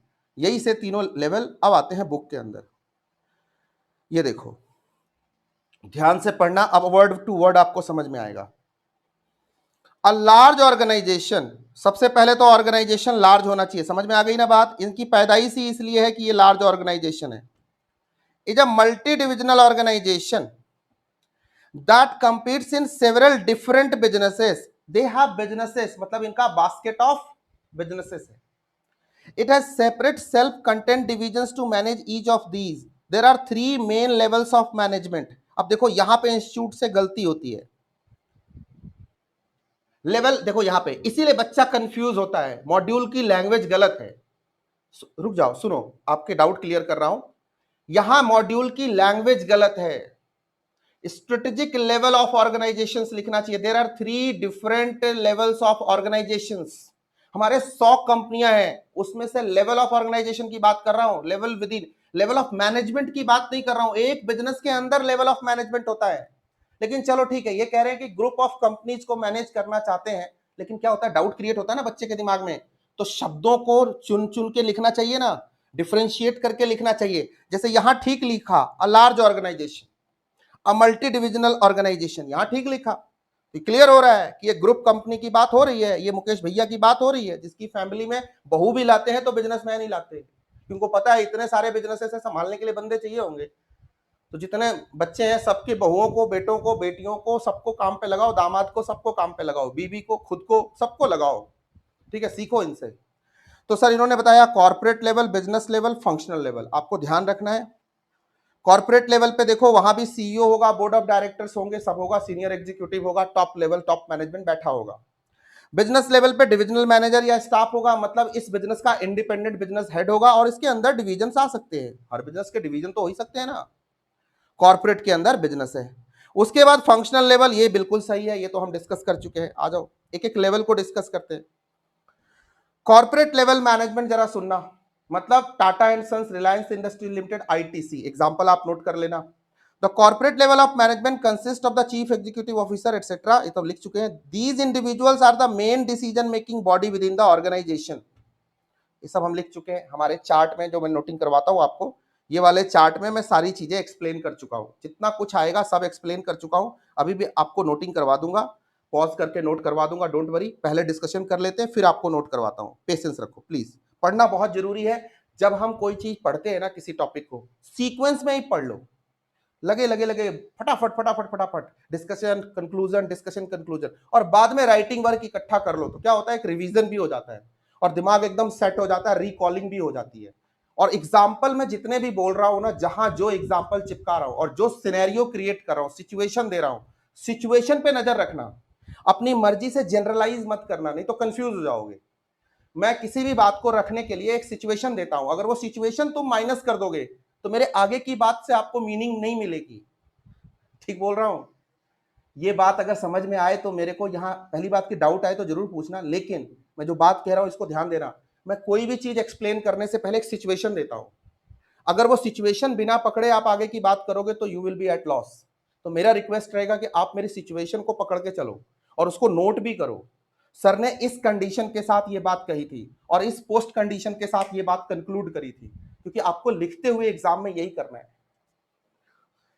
ठीक है, the role of corporate level of management. अब देखो यही क्वेश्चन आ जाता है एग्जाम में कि भाई कॉर्पोरेट लेवल ऑफ मैनेजमेंट का क्या रोल है, तो देखना जरा, वही चार्ट में सब लिखा हुआ था वही बोलूंगा।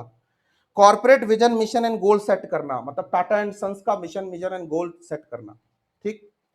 Determining what business it should be in, मतलब ये फिक्स करना कि कौन कौन से धंधे में रहना है। देखो उसकी वेबसाइट पे क्या था, बिजनेसेस वर्ड यूज किया हुआ था, ये देखो यही किया था ना, या क्या लिखा था, बिजनेसेस।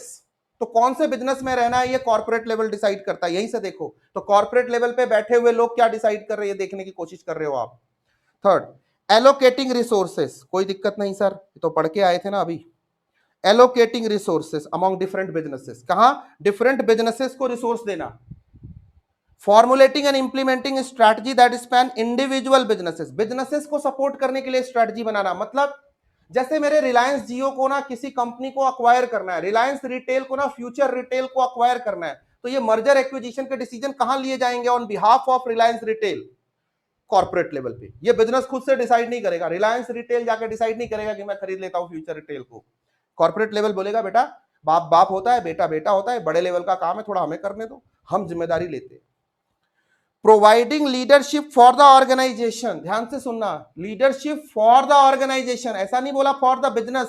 और यहां ऑर्गेनाइजेशन का मतलब क्या है, यहां ऑर्गेनाइजेशन का मतलब क्या है, ग्रुप ऑफ बिजनेसेस, इसको ऐसे याद रखोगे ना, group of businesses, multi divisional, multi business organisation, ऐसा 100+ कंपनियों वाली कंपनी। तो यहां ऑर्गेनाइजेशन की मीनिंग ही बदल जाती है पूरी की पूरी, you have to understand. Business level, a business unit may be a profit center, plans in the that can be planned independently from the other business unit of the corporation। हर एक दोस्त जरूरी होता है, हर एक बिजनेस इंडिपेंडेंट होता है और हर किसी का अपना हेड होगा जिसको अलग अलग नाम से बुलाएंगे, कहीं उसको डिविजनल मैनेजर बोलेंगे, कहीं उसको प्रिंसिपल जनरल मैनेजर बोलेंगे, कहीं उसको जीएम बोलेंगे, कहीं उसको सीईओ भी बोलेंगे। डेजिग्नेशन देना उसकी जिम्मेदारी है, बस उसको ऐसे याद रखना है कि उस बिजनेस यूनिट का एक हेड होगा, इंडिपेंडेंट होगा।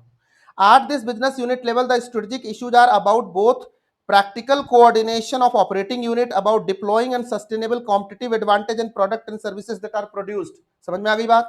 कॉम्पिटिटिव एडवांटेज हो, रिसोर्सेस हो, प्रोडक्ट बनाना हो, वैल्यूएबल करना हो, कंपीट करना हो, ये सब जिम्मेदारी कहां होगी, बिजनेस लेवल मैनेजमेंट की होगी। ध्यान से देखना। अब देखना, business level managers are concerned with strategies that are specific to the particular business. Jio वाला जियो संभालेगा, रिटेल वाला रिटेल संभालेगा, उसको ओवरऑल से मतलब नहीं है। ओवरऑल से किसको मतलब है, कॉर्पोरेट लेवल को। लेकिन अपने बिजनेस से रिलेटेड किसको मतलब है, बिजनेस लेवल को। रिपीट हो रहा है ना सब कुछ, चार्ट में जो भी डिस्कस किया था, जो भी आपको 25-30 मिनट लगा कर डिस्कशन किया था, सब रिपीट हो रहा है। बहुत इंपॉर्टेंट टॉपिक है, ठीक है। कई बार इसमें 2-2 घंटे भी लग जाते हैं, कई बार लाइव क्लास में बच्चे इतनी क्वेश्चन पूछते हैं इसके अंदर, बहुत कंफ्यूजन होती है। कंफ्यूज नहीं होने का, स्ट्रेट रखने का, और कंफ्यूजन जहां होती थी वो मैंने शुरुआत में ही बोल दिया, functional level, the business functions and operations they constitute a company or one of its division are known as functional level of management. आपको पता ही है सारे डिपार्टमेंट्स. स्पेसिफिक बिजनेस फंक्शन आपको ये सब लिस्टिंग पता है, बताने की जरूरत नहीं है. Decisions at this level within the organisation are described as tactical. Clear है? यहां पे जो डिसीजंस होते हैं वो टैक्टिकल नेचर के होते हैं, और टैक्टिक्स मैंने एक्सप्लेन कर दिया, बात खत्म. अब बात करते हैं डिफरेंट लेवल ऑफ स्ट्रेटजी की. देखो बाइफर्केशन. तो विजन, गोल, कॉर्पोरेट गोल, फिलॉसफी, कल्चर, ये कौन सेट करेगा? कॉर्पोरेट स्ट्रेटजी का पार्ट है. बिजनेस के mission, goals and competencies and competitive advantage, resources decide करना किसके लेवल की बात है? बिजनेस स्ट्रेटजी की बात है. और फंक्शनल स्ट्रेटजी डिफरेंट डिपार्टमेंट के टैक्टिक्स को बोलते हैं. क्लियर है? आते हैं कॉर्पोरेट स्ट्रेटजी. जरा ध्यान से देखना मॉड्यूल की language. Corporate level strategy is fundamentally concerned with selection of businesses in which your company should compete. Business क्या होगा, किस बिजनेस में पैसे लगाने हैं, इसके बारे में.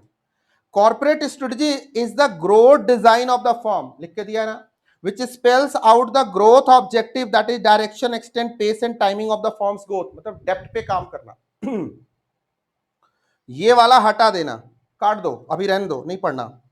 बिजनेस स्ट्रेटजी मैं डिफाइन कर चुका हूं, इस पे ज्यादा डिस्कशन नहीं करेंगे. फंक्शनल स्ट्रेटजी आपको ज्यादा डिफाइन कर चुका हूं. अभी सर ध्यान से देखिएगा, हम चलते हैं आपके मॉड्यूल के अंदर, आपके क्वेश्चन बैंक के अंदर. ठीक है, हम चलते हैं आपके क्वेश्चन बैंक के अंदर. वहां पे कुछ टॉपिक्स हैं, कुछ मॉड्यूल में कुछ क्वेश्चन पूछे गए हैं, हम उसकी बात करेंगे. वहां से समझने की कोशिश करेंगे कि क्या है ये, किस टाइप के क्वेश्चन आते हैं यहाँ पे. बस 1 मिनट दो. ठीक है, ये लिमिटेशन वाला क्वेश्चन तो आपको याद ही रहेगा. There are 3 limitation attached to strategic management in the organisation. Discuss, आसान है. The presence of strategic management cannot counter all hindrances and always achieve success for the organization. Clear है? छोड़ो, ये तो टॉपिक किया हुआ है. एक क्वेश्चन देखो पास्ट ईयर में कैसे आया, नवंबर 2018 में. Explain the difference between 3 level of strategic formulation.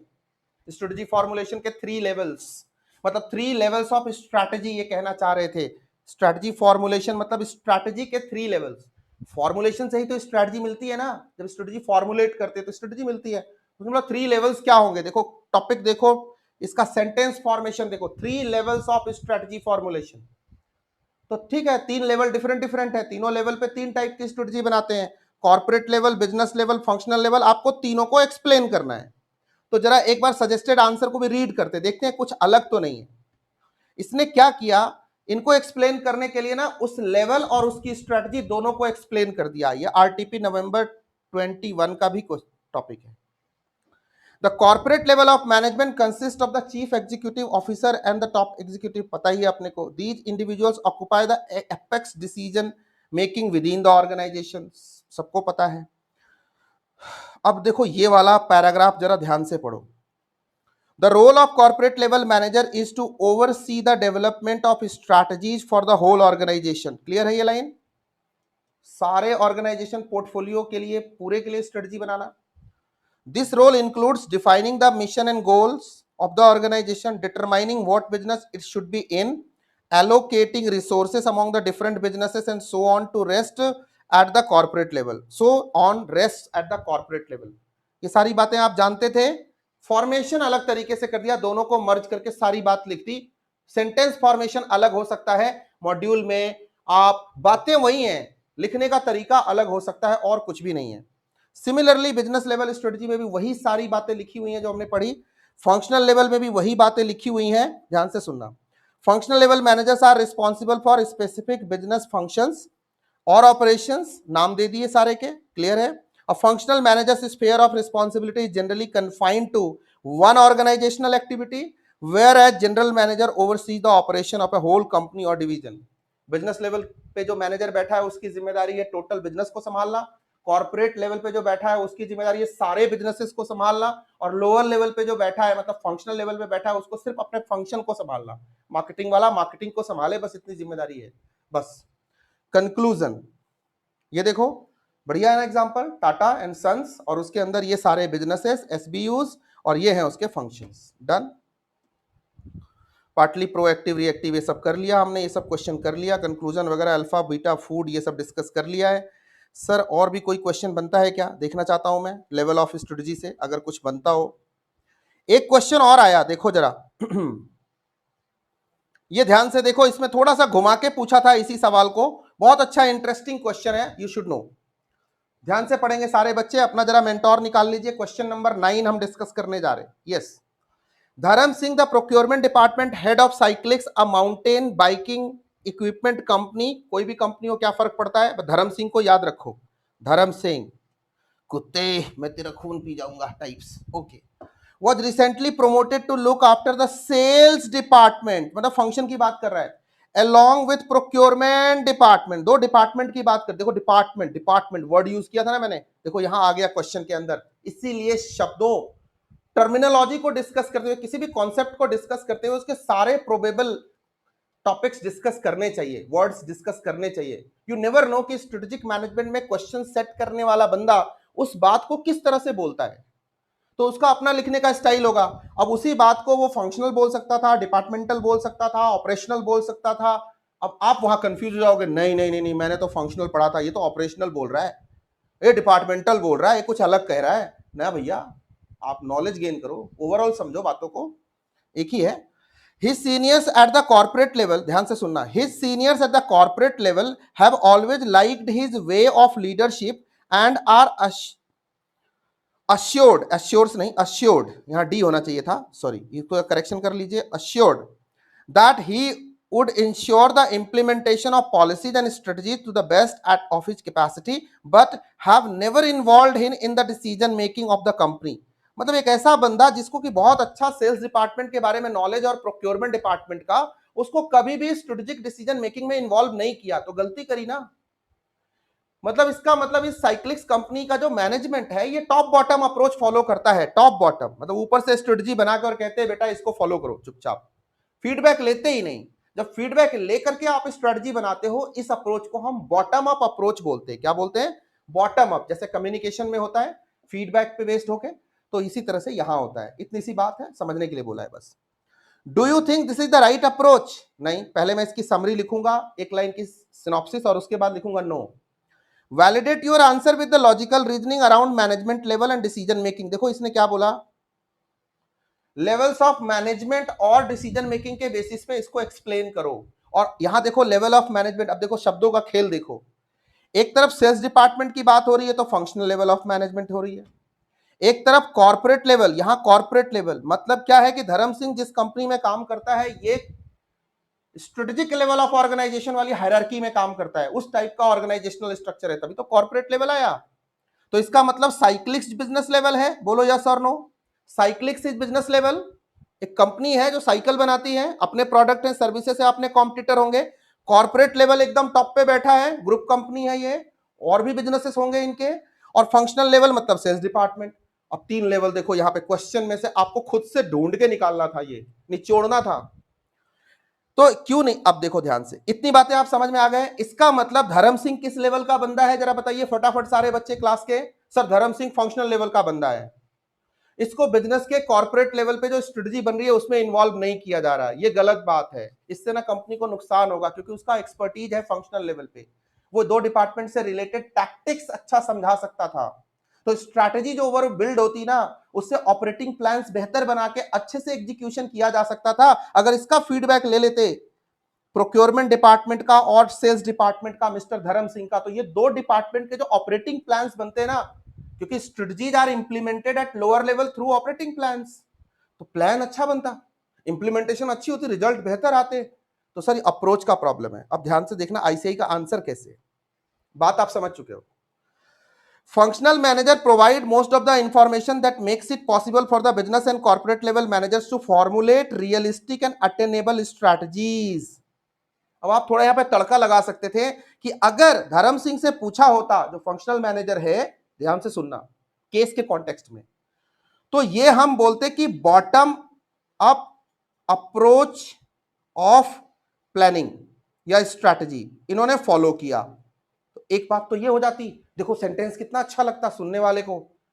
इसके बेसिस पे क्या होता कि जो स्ट्रैटेजी बनती वो रियलिस्टिक बनती, और इसके ऑपरेटिंग प्लान्स उससे भी ज्यादा रियलिस्टिक बनते, तो इंप्लीमेंटेशन बहुत शानदार होती। देखो 3 बातें बोल दी ना मैंने, बॉटम अप अप्रोच अगर कर लेते, तो एक तो फीडबैक हो जाता, स्ट्रेटजी अच्छी बनती, ऑपरेटिंग प्लान बेहतर होते और रिजल्ट बहुत बेहतर आते। 4 बातें हो गई। अब आगे बढ़ते हैं। ये है नॉलेज के बेस पे अपने आंसर को फॉर्मुलेट करना, और उसमें से एक भी लाइन आईसीआई की लाइन से अलग नहीं है, सेम ही लाइन पे है, तरीका अलग है, टर्मिनोलॉजी उल्टा, हम ज्यादा टेक्निकल कीवर्ड्स यूज कर रहे हैं। This is so because functional manager like Dharam Singh are closer to the customer than the typical general manager is. A functional manager may generate important ideas, मतलब feedback दे सकता है, that subsequently may become major strategies for the company. इसी वाले paragraph को explain किया है। Next, thus it is important for the general manager to listen closely to the idea of their functional managers and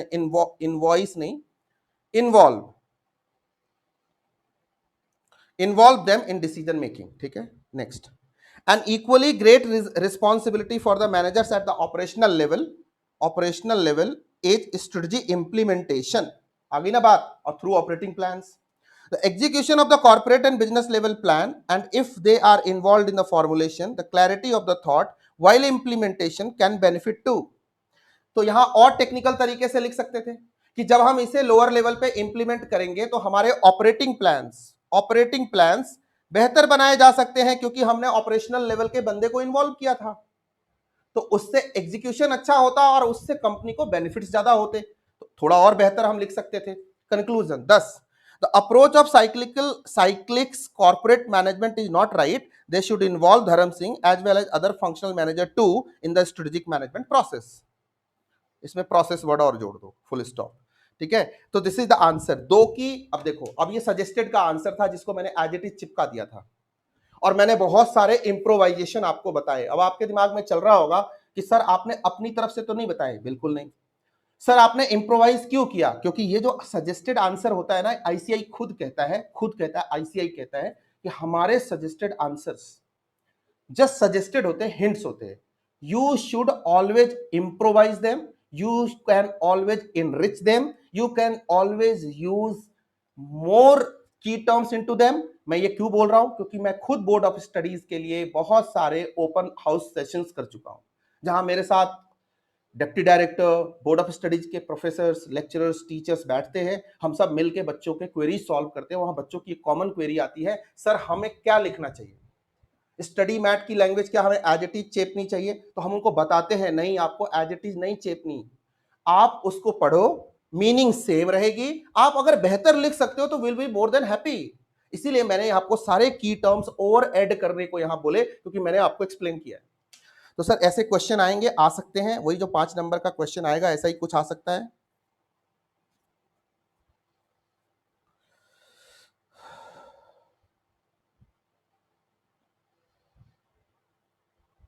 ये वाला एक practical question है, ये आपको आज दे रहा हूं, क्वेश्चन ऑफ द डे। ये आपको पढ़ना है अच्छे से और उसके बाद इसको लिख के आना है। और आज से एक चीज और आपके लिए बढ़ा रहा हूं, खास करके ऐसे क्वेश्चन, एक मिनट ना, एसी भी फेल हो रहा है आज तो, पता नहीं क्या हो गया, एक सेकेंड।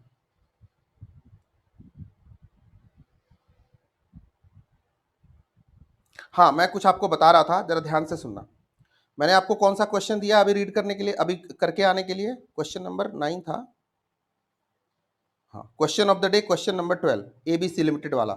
ये आप रीड करना, और कॉर्पोरेट लेवल के जो भी बंदे हैं इनका रोल एक्सप्लेन करना है आपको बेसिकली। हाँ, आपको आज से एक नया काम करना है। इस क्वेश्चन को, क्वेश्चन नंबर 12 को आपको 3 टाइम्स लिखना है। सारे क्वेश्चंस को नहीं, जो मुझे पता चलेगा जो वेरी वेरी हॉट है और जो 5 मार्क्स में आ सकते हैं, और जहां मुझे पता चलेगा कि आप यहां पे पॉइंटर मिस कर सकते हो या पैरा मिस कर सकते हो, वैसे क्वेश्चन को, जिसको कि मस्ट डू क्वेश्चन है, जो वेरी वेरी हॉट क्वेश्चंस हैं, जो प्रैक्टिकल नेचर के हैं, दो पूरे के पूरे अपना टारगेट जिसमें 5 आउट ऑफ 5 जरूरी मिलना चाहिए, मतलब आपको मिस नहीं करना, उसको आपको 3 बार 3 टाइम्स लिखना है। अब आपको बड़ा अजीब सा लगेगा, सर 3 टाइम्स क्यों लिखना है? ध्यान से सुनो। सबसे पहला टाइम आप जब भी लिखोगे तो लिखने के बाद इसकी टाइमिंग नोट करना, और टाइमिंग नोट करने के साथ साथ इसको आपको रेड पेन से लिखना है। बड़ा पागलपन है। दूसरा टाइम लिखना है, फिर इसकी आपको टाइमिंग नोट करनी है, ये आपको ब्लू पेन से लिखना है। तीसरा मतलब आपके पास 3 पेन होने चाहिए, मत बोलना सर खर्चे बढ़वा रहे हो और कॉपियां भरवा रहे हो और वेस्ट करवा रहे हो, नहीं नहीं, तुम्हारे भले के लिए कर रहा हूं, अभी समझ में आ जाएगा क्या करने वाला हूं। और तीसरा आपको टाइमिंग नोट करना है और इसको ब्लैक पेन से लिखना है, क्योंकि एग्जाम में आपको ब्लैक पेन से लिखना है। और मेरे को ये तीनों टाइमिंग आपको आपकी कॉपी पे दिखनी चाहिए। सर पहली बार हमने रेड पेन से लिखा, हमें सर फर्स्ट टाइम लिखने में 20 मिनट्स का समय लगा। सर सेकेंड टाइम मैंने लिखा सेम क्वेश्चन के सेम आंसर को, अब तक काफी याद आ चुका था मुझे, मैंने सर सिर्फ 12 मिनट लिए इसको लिखने में। और सर जब थर्ड टाइम लिखा हमने सर 8 मिनट्स लिए। अगर आप 7 से 8 मिनट या 9 मिनट पे आ चुके हो मतलब मेरा काम हो गया। मेरा पर्पस क्या है, सारे इंपॉर्टेंट क्वेश्चन को 3 बार इसलिए लिखवाना, उसके 3 रीजन है। एक तो टाइम पे कंट्रोल, क्योंकि आप सब जानते हो लेंदी पेपर आते हैं और मैंने बताया है, आपसे कमिटमेंट करी है कि मैं कैसे आपकी, और ये टाइम टेस्टेड है। 2019 से मैं ये टेक्निक थ्योरेटिकल क्वेश्चंस में खास करके टेस्ट कर रहा हूं बच्चों के ऊपर, और ये बहुत सक्सेसफुल है। जो भी बच्चा किसी भी क्वेश्चन को, जो very very hot question nature का हो, अगर 3 बार लिख लेता है तो एग्जाम हॉल में बिना गलती के पूरा का पूरा लिख के आता है। ये मेरी गारंटी है, ये मेरा एक्सपेरिमेंट है, ये मेरी R&D है, ये मेरे सालों की मेहनत है और तुम्हारी मेहनत है। तो इसको आप हल्के में मत लेना, ये साइंटिफिक टेक्निक पे है। हमेशा एग्जाम में आपकी स्पीड आपको धोखा देती है। आपको नॉलेज बहुत होती है, हर सीए के बच्चे को नॉलेज होती है। 3 घंटे में हम जनरली अपने पूरे क्वेश्चन पेपर को लिख ही नहीं पाते, और जो नहीं लिखते हैं बस वही अपना नुकसान है। तो क्या करें, what is the alternative? Alternative is prepare in advance, win the war first and then go to the battlefield. Never try to go to the battlefield and never try to win. You will never win. तो अगर पास होना है तो मेरी technique जरूर use करना, और fail होना है तो आपकी मर्जी, बाकी पास तो इसके बावजूद भी हो सकते हो। लेकिन माय एडवाइस इज, पहली बार लिखेंगे रेड पेन से, टाइमिंग नोट करेंगे, ब्लू पेन से लिखेंगे, टाइमिंग नोट करेंगे, ब्लैक पेन से लिखेंगे, टाइमिंग नोट करेंगे, और टाइमिंग के साथ आपकी कॉपी स्कैन होकर मेरे व्हाट्सएप मैसेज पे आनी चाहिए, मैं चेक करूंगा। आपको जो लेवल ऑफ सेटिस्फैक्शन होगा, ये क्वेश्चन पूरी लाइफ के लिए याद हो चुका होगा। ये मेमोरी टेक्निक भी कहती है, याद रखना सिर्फ दिमाग को नहीं, हाथों को भी याद होता है। लिखते हुए पढ़ने का और पढ़ते हुए लिखने का, अगर ये आदत आपने अपनी लाइफ में डाल ली है, आपको कोई प्रॉब्लम नहीं होने वाली। ये क्वेश्चन उसी नेचर का है, आपको करना है, ठीक है? कर लोगे? डन है?